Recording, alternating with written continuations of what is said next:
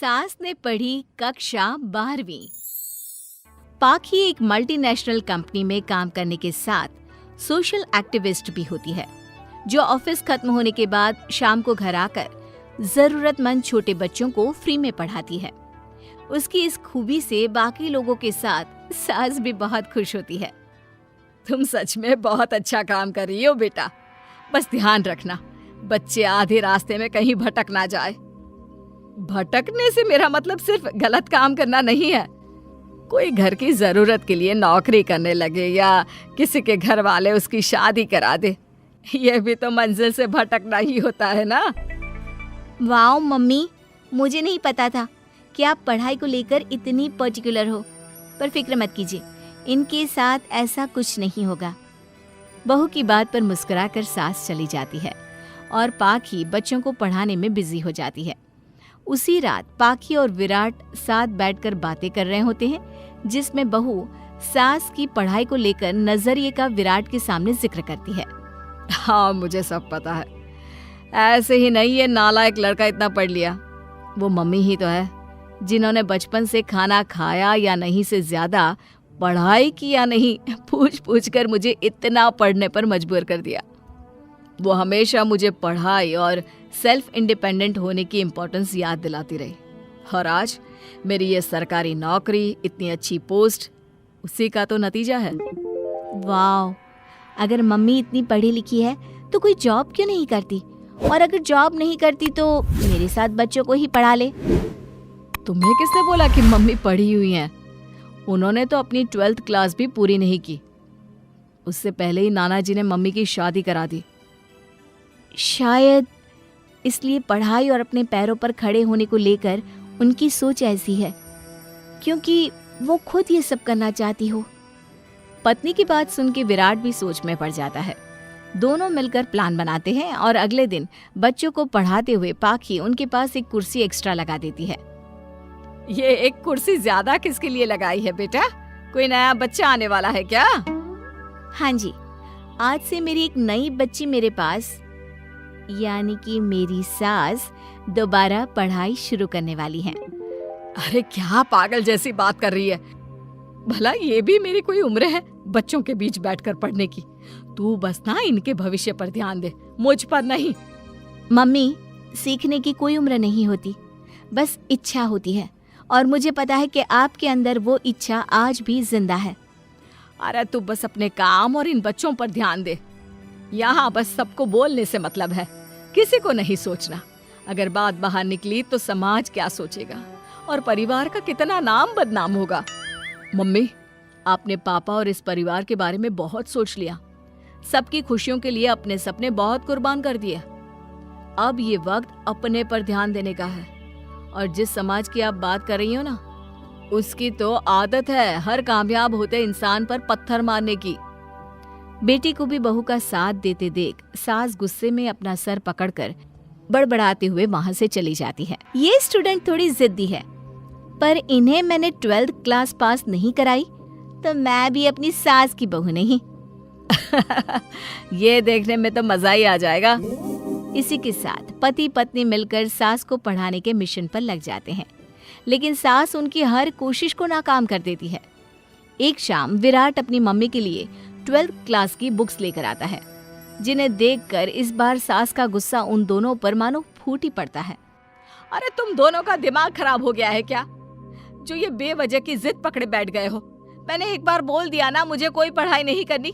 इसके बाद मेरी पढ़ाई को लेकर मुझे घर में कोई जिक्र नहीं चाहिए। पोता पोती पकड़ने की उम्र में किताबें पकड़ूंगी तो अच्छी लगूंगी क्या? अरे परिवार का मजाक बन जाएगा। मम्मी, पोते पोती आप पढ़ने के बाद भी तो खिला सकती हो।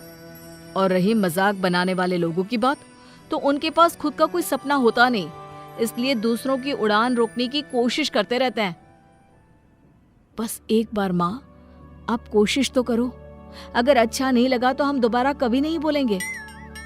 बेटे की बात सुनकर माँ सोच में पड़ जाती है और ये सोचती है कि थोड़े दिन पढ़ लेती हूँ और उसके बाद पढ़ने में अच्छा नहीं लग रहा ये बोलकर मना कर दूंगी। ऐसी प्लानिंग बनाकर वो पढ़ने के लिए तैयार हो जाती है। मौके का फायदा उठाकर तुरंत वे लोग सास का ओपन से 12th में एडमिशन करा देते हैं। मम्मी, आज से आपकी सारी जिम्मेदारी मेरी। अब तो आपका नाम टॉपर के लिस्ट में आने से कोई नहीं रोक सकता। ये मेरे सीधे बच्चे, इन्हें अंदाजा भी नहीं कि माँ का प्लान क्या है। पाखी सास को पढ़ाना शुरू करती है।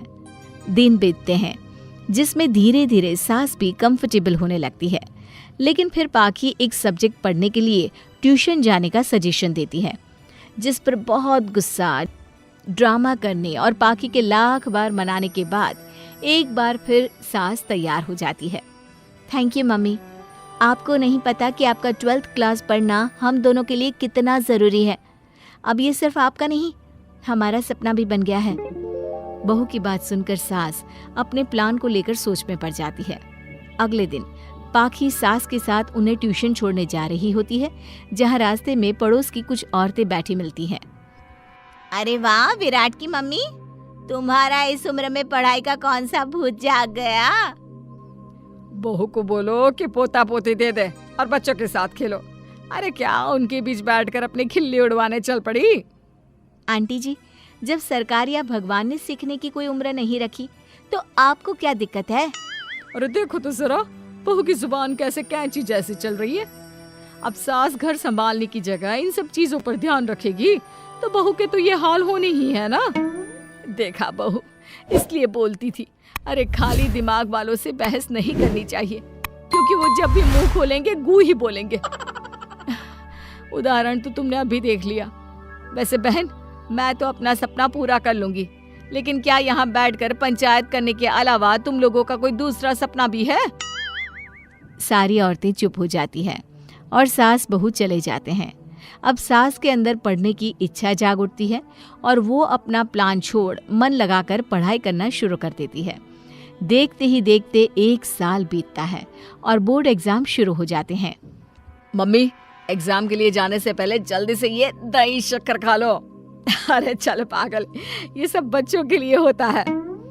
अभी आप भी हमारे लिए स्कूल में एग्जाम देने वाली बच्ची ही तो हो।